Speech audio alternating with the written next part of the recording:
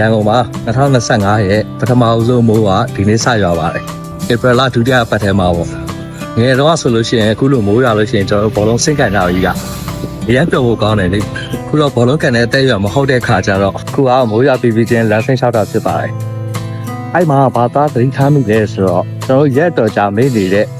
မိုးရွာပြီးကစားဒီတင်းတန်လေးကလူကိုအရန် fresh ဖြစ်စေတာကိုသတိထားမိတယ်ဗျအရန်မိုက်တဲ့ feeling မျိုးပေါ့ဒီနေ့ဒီဗီဒီယိုမှာတော့ TikTok ပေါ်မှာဗီဒီယိုတွေတင်တဲ့အခါမှာ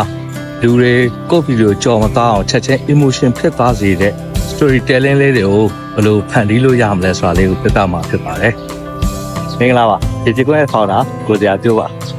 ဒီလိုကိုယ့်ရဲ့ TikTok ဗီဒီယိုတွေမှာ emotional ဖြစ်စေတဲ့ storytelling လေးတွေကိုထည့်ပြောခြင်းအပြင်ကိုယ့်ဗီဒီယိုကြည့်တဲ့လူတွေရဲ့ရှင်တွေကိုအတိုင်းအတာတစ်ခုထိဝင်ရောက်ပြီးတော့ကိုယ့်ဗီဒီယိုဆက်ပြီးတော့ကြည့်ပါဖြစ်ပါတယ်ဟေးဆက်ကြည့်လိုက်အောင် memory and storytelling ဒီ storytelling ပုံစံမျိုးကတော့ကျွန်တော်အကြိုက်ဆုံးနဲ့အထီးရောက်ဆုံး storytelling ပုံစံမျိုးဖြစ်ပါတယ်အခုစားခဲ့တောက်ခဲ့သုံးခဲ့လုပ်ခဲ့တာလေးတွေကိုအမှတ်ရအောင်ပုံဖော်ပြီးတော့ပြောဆိုတာမျိုးဖြစ်ပါတယ်ကျွန်တော်ဗီဒီယိုအစမှာပြောခဲ့သလိုဒီနေ့မိုးဆရွာတယ်ငငယ်ရဆိုရှင်ဘောလုံးဆင့်ကန်နေကြရက်တော်ကြာမိနေတဲ့မြေသင်းတန်လေးကလူကို fresh ဖြစ်စေတယ်စသဖြင့်ငယ်ဘဝကိုပြန်ပြီးတော့အမှတ်ရစေတဲ့ storytelling မျိုးတွေကိုကိုယ့်ရဲ့ဗီဒီယိုကြားမှာညှက်ပြီးတော့ပြောလို့ရတယ်နော်ဥပမာဆိုလို့ရှိရင်ဒါလေးမြန်မာငငယ်ကစားခဲ့တဲ့အချိန်တွေကိုပြန်အမှတ်ရလို့ပြန်ရောက်မှုဆုံးဖြတ်လိုက်တယ်။ကျောင်းဆင်းတိုင်းအမေဝယ်ကျွေးတဲ့အရာသာလေးကိုခုထိမမေ့သေးဘူး။မြန်မာဝတ်စုံလေးတွေကိုငငယ်တည်းကအရမ်းမြင်လို့ကြီးလာတဲ့အခါမြန်မာဝတ်စုံလေးတွေပဲရောင်းဖို့ဆုံးဖြတ်ထားတာစသဖြင့်ကိုယ့်ရဲ့ product or service နဲ့ငယ်ဘဝ feeling တွေဒါမှမဟုတ်ကိုစားခဲ့တောက်ခဲ့ကိုသုံးဆွဲခဲ့မှုတွေမှတ်ဉာဏ်တွေကိုပြန်ပြီးတော့အမှတ်ရအောင်ချိတ်ဆက်ပြီးတော့ memory and storytelling တွေကိုဖန်တီးလို့ရပါတယ် inspirational storytelling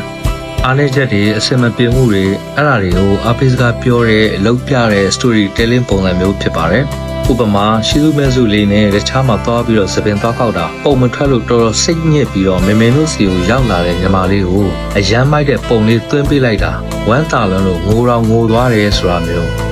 နေမကောင်းလို့ထမင်းသေးချာမစားတဲ့အဖွားတော်မမေတို့စီကဟင်းနေနဲ့ထမင်းနှစ်ပတ်ကန်အောင်စားတယ်နော်ဆိုတာမျိုး